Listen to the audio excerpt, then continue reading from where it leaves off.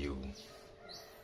Ana aran-aran wong Jawa kari separo, yaiku wong Jawa sing kenek diarani kari separo kuwi ya tumindak atau perilaku wong Jawa kuwi wis ganti warna. Nah, contone jaman biyen kuwi ana slametan. Lah slametan kuwi ngujudne utawa ngajatne kuwi jaman biyen gawe tata basa Jawa. Lah jaman saiki masya sing slametan ki wong Jawa wis ora nggunakne basa Jawa. Ya tetep ana, mangkane kena diarani wong Jawa kari separo. Tata busana wong Jawa ya wis akeh sing gawe budayane Dayoh atau budayane wong liya. Jeneng-jeneng atau asma bocah-bocah saiki wis diganti gawe jeneng basa, gawe basa wong liya. Tata cara apa wae ning tanah Jawa kuwi wis akeh wis ora gawe basa Jawa.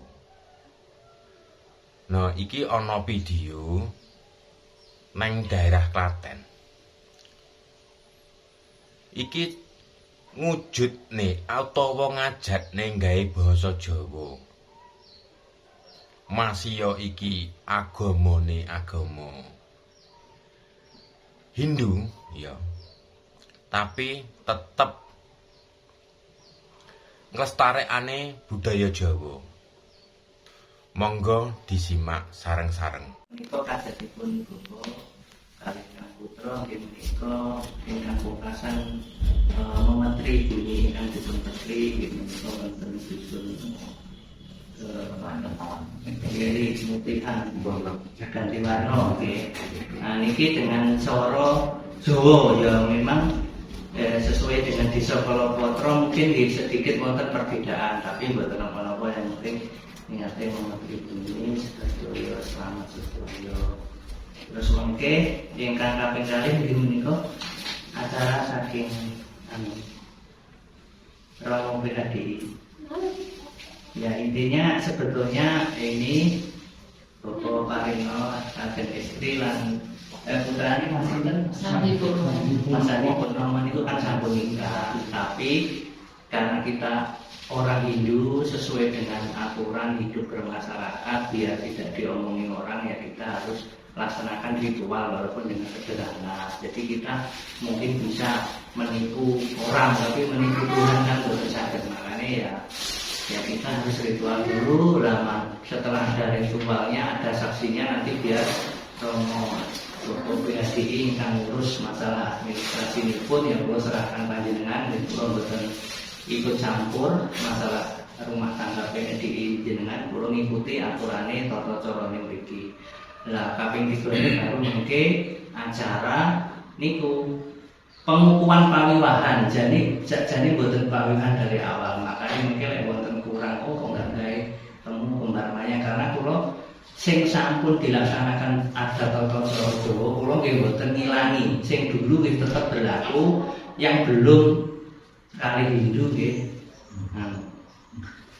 Nggih kula mulai riyen iki soal jam 4 itu harus mulai. Nah sekarang semua persembahyangan kita itu harus diawali dengan Ganesha mantra, ya seperti di Prambanan. Terus lek wong Jawa belajar dari mantra iki ora kok melu-melu wong India, wong melu Amerika, tapi wong Amerika, wong India kan ngerti lek tahun 700 jarak bubur wonten patung Ganesha nih. Lah patung Ganesha niku mboten kok patung hiasan, tapi memang riyen pun di dalam hijau. Jadi dasarnya Ganesha Purana Mandalika itu sedaya Ganesha itu disebut Winayaka, pemimpin semuanya, atau Adi Puja Winayaka, yang dipuja pertama. Jadi kita kok ora kok melok elu manut grubyung nggak ngerti artine, tapi pun ngertos anune dasaripun enek sing teko tanggal sedaya. Nggih, kita mulai mawon. Asa wong rasa dasar titik sari hasil sini masih pranayama wong karena sudah wong sudah suaso.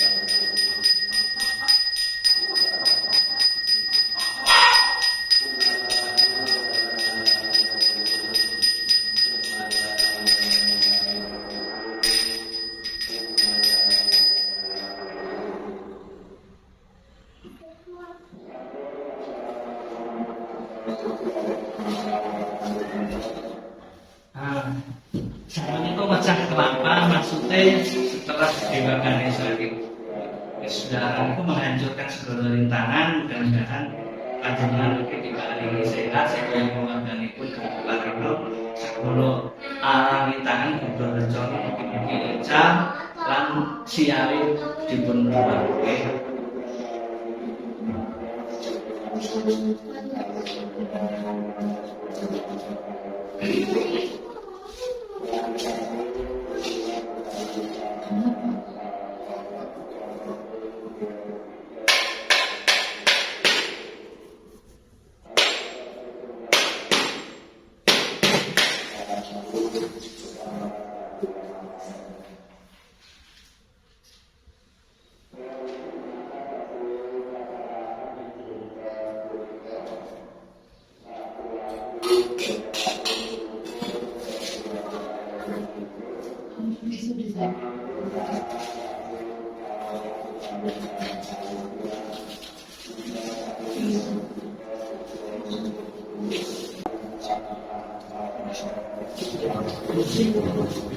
Datang ini, Siapa yang? Niki, ya bu ya. Ayo ikut saja.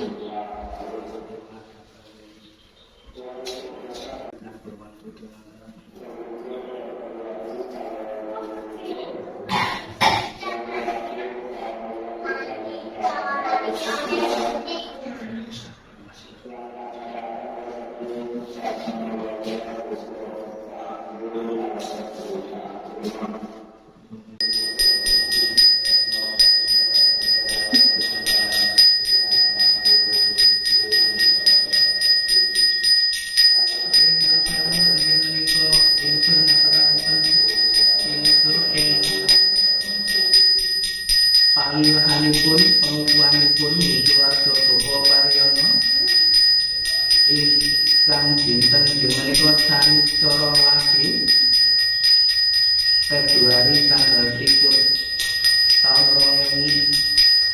2006 satu Desember tahun saka 1947 Palguna Satruti Wikrama Samasta 2008 sekali dari warso 5.100 yun sewu para sedherek saya pramila dipun aturi rawuh ing keluarganipun Bapak Paryono inggih menika ngaturaken saderengipun Bapak Paryono kakuwarga Menteri Bumi Banjar Pekarangan lan panukuan pawihan dalamipun ingkang wonten dusun Mutihan Miri Kecamatan Bantiwarno Telapak Kabupaten Klaten Jawa Tengah.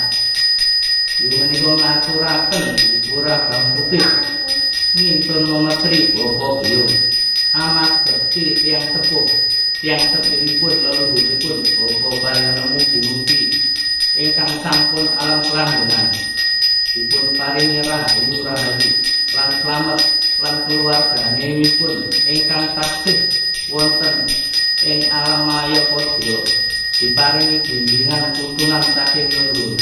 Kula aturi para rawuh daya ngabulaken kersanipun nggih. Ingkang kaping kalih inggih menika Bubur Monco Warno. Inggih menika Memetri ingkang dipun petri inggih menika sadulur garwa putra sedaya cucu sedaya Bapak Paryono. Memetri dulur 4-5 pancer kakang kawat adi hari-hari mugi-mugi miringaken sedaya lelampahipun keluarga Bapak Paryono. Dulur 4-5 pancer retno lah nyambut gawe boleh sandang pangan cepakno rezekine dokno biyarine sluman selamat rahayu sedayanipun ingkang kaping 3 inggih menika Tekul Kunar sadudu napa tumpeng kuning inggih menika memetri kaki among nini among tinebing saking meroro saking rubedo saking alongan sedayanipun ingkang kaping sekawan inggih menika ngaturaken bujeng kuat inggih menika minten kaki nini sedulur pangestu tiyang sepuh leluhur manunggaling sedulur tanem kuwuh banjar pekarangan ingkang dipun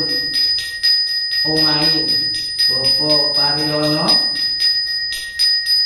keluarga lan Mas Sandi Purnomo keluarga mugi-mugi diparingi rezeki kesehatan selamat sedayanipun ingkang kaping gangsal inggih menika Sekul Sari Ulam Sari sesarining bumi memetri para guru para nabi ingkang wonten tlatah Jawa menika inggih menika Adi Sangsia Adi Agasya Eyang Semar Bojonoyo lan sedaya ingkang ngomong wonten tlatah Klaten Jawa Tengah menika lan memetri sarana prasarana upakara selamatan ruwatan lan pawiwahan menika mugi-mugi diparingi lancar slamet lan tinendina saking sedaya bodho rencana slamet ingkang dipetri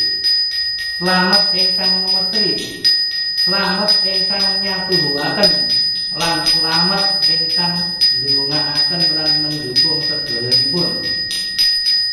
Salajengipun ingkang kaping 6 inggih menika ngaturaken kolak gedang ireng memetri para luhur kawitan inggih menika resi empun abdi para brahwana pandhita para raja para nayaka praja para catur guru inggih menika guru wisata guru pagot guru pengajian guru swadhyana mugi-mugi maringi tuntunan dhumateng Bapak Pariono keluarganipun ingkang kaping 7 inggih menika gedang setadah atau gedang setangkep inggih menika Bapak Pariono keluarga warga Anadasono sedaya pangestu Kertawara Nugroho pramila menika dipun pepetri mugi sakpurnanipun memetri bumi pertiwi menika inggih menika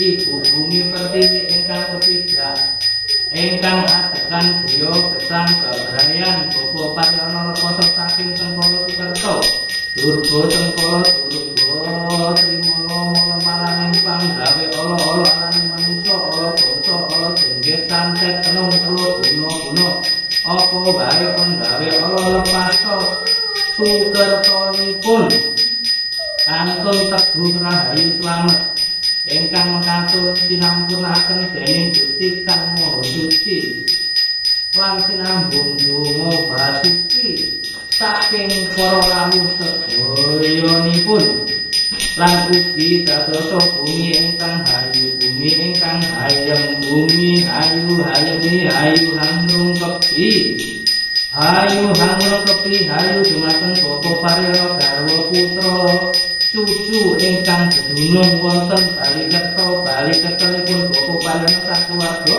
kantun teguh rahayu slamet ingkang mekaten sinambungaken dening donga basuki lan sinampurnakaken dening Gusti Kang Maha Suci. Para rawuh sedaya kula aturi nyatuhuaken nggih ingkang kaping 8 nggih menika ngaturaken sok bakal ndok dedek-dedek pramila ingkang dipun memetri inggih menika cikal bakal Bapak Pariono keluarga anggenipun dinunung wonten Dukuh Mutian Desa Miri Kecamatan Gantiwarna Kabupaten Klaten dilepasno saking Sengkala Sukerto Sengkala saking Wetan Balio balik Mangetan Sengkala saking Kidul Balio balik Mengidul Sengkala saking kulon Baliyo balik mulon. Sengkala saking lor Baliyo balik arep. Sengkala saking dhuwur Baliyo balik mendhuwur. Sengkala saking ngisor Baliyo balik mengisor.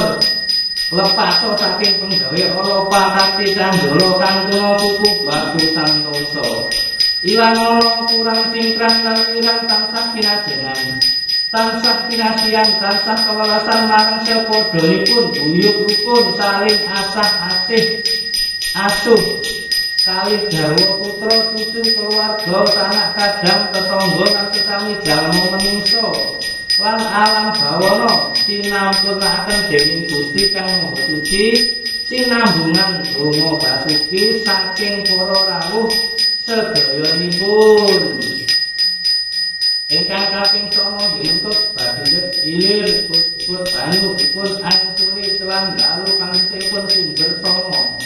Sumeteso dhateng jiwa bapa Pariyana dalam para putra lan kawula warga nglepasi sedaya sengkala sukerta kantena teguh rahayu slamet sinampunakaken dening Gusti Kang Maha Suci sinambungan dono basuki saking para rawuh senaksinan sedayanipun nggih.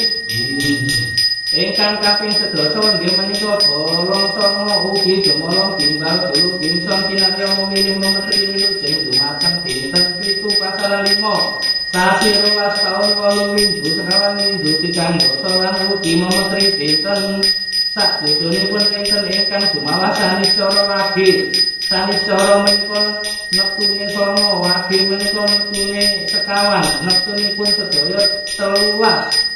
Wong ulun Bathara kang sinekseni leluhur Bapa Biyo ingkang mangestoni kuat lan slamet sinampunaken dening Gusti Kang Maha Suci lan sinambungan donga basuki sinaksinan para rawuh sedayanipun nggih.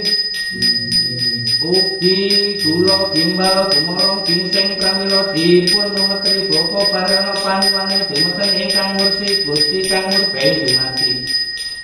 Anggenipun nglampahi pagasanan anglampahi babrayan angganipun bebrian angganipun ngukup sak garwa putranipun wiwit dinten samangke slamet. Alang ujure sak tiba maranging sak obah polahe sak sapa parane pinaringan slamet saking Gusti Pangeran sinampunaken dening Gusti Kang Maha Suci sinambungan donga basuki saking para rawuh sineksanan sedayanipun nggih. Ingkang kaping 11 inggih menika gugur sengkala sedaya panjenenganipun Bapa Pariyana sakeluarga dumeten ingkang ngarsa Gusti Kang Maha Kuwasa. Sedaya pangruwatan sedaya panyuwunanipun gugur sengkala kalihipun badan. Badanipun Bapa Pariyana sakeluarga lan banjur pekaranipun dilepasaken sedaya sengkala sukerta dadosa teguh wiwana. Ingkang ngekaten sinampuna dening donga basuki lan disempurnakan dening Gusti Kang Maha Suci. Kuaturi para rawuh nyakseni lan nyatuhunipun sedayanipun nggih.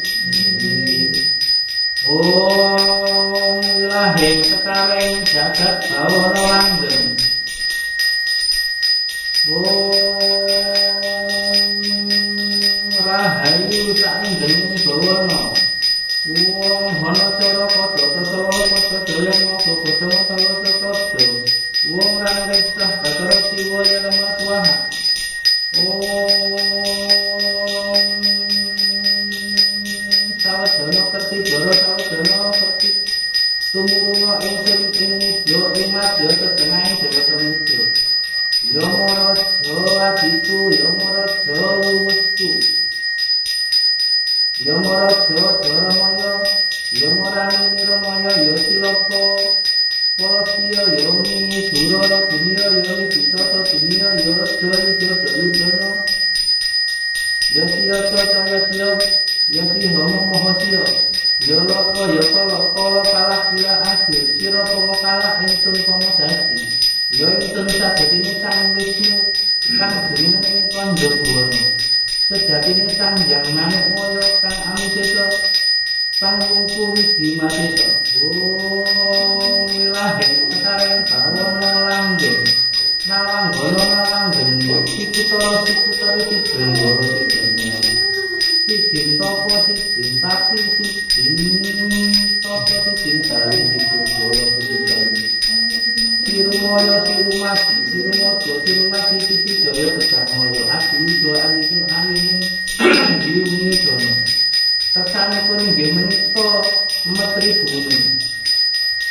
Bapa Paryono sakeluarga kanggo ngresiki jiwa lan raganipun, kanggo ngresiki badan alus lan badan kasaripun, lan kanggo nolak sakabehing sengkala rubito bebaya bilahi setaka alangan saha bodho rencana lan saka dumateng pakatene ingkang ala mugi-mugi ilang saking Gusti Sang Maha Kuwasa. Muga-muga resika mulku resika kulitku resika dagingku resika getihku resika otakku resika balung tubuhku setiap resika segawe penggawe Allah lan apa wae kang ana muga-muga Tumo aliyo Gusti dhuwur kowe Gusti ingkang mawari gesang ingsun Gusti ingkang paringi nyatubunipun genggen. Sun sapa sedya Allah parang ingsun lan sedaya keluargane bapa kula nembaliyo parang sedayanipun. Satuhu. Wong ingsun banjara buri bancikku umatku dung utawa teken kulaku. Ingsun pinaringan tiga cara surya selamat rina selamat saka Gusti Pangeranku. Ingsun lan bapa Paryono sakeluarga diparingi kuat lan rahayu sadayanipun. Wong manugraha manuhara dewa jatan nugratan salapu dengan nama sarwan nugraha om dewa dewi masih biak nyakam lik malas makalas misi bisyak dirdahi milik nam kita bisik. Ayo media sabeti sana kita pia dharma santana sangku kita kawataya. Wong kang muka anugerah dana ya namo namaha swaha. Wong kang muka anugerah manghara ya namo namaha swaha. Wong priyam bawantu. Om pasti bawantu. Om sukam bawantu. Om purnam bawantu. Om sarwesam pasti bawantu. Sarwesam pasti bawantu. Sarwesam purna bawantu. Sarwesam mangga bawantu. Wong purnamada purnamada purnamada sate purnamada purnamada purnamada wasikate purnamada.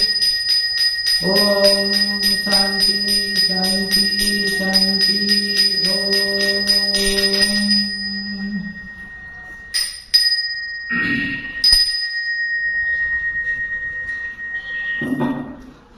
Nggih menika sampun cekap Menteri Bumi Ruwatan sedaya sakmenika untuk acara pengukuhan pewilahan secara administratif kula serahkan dumateng Bapak Bapak hadirin monggo.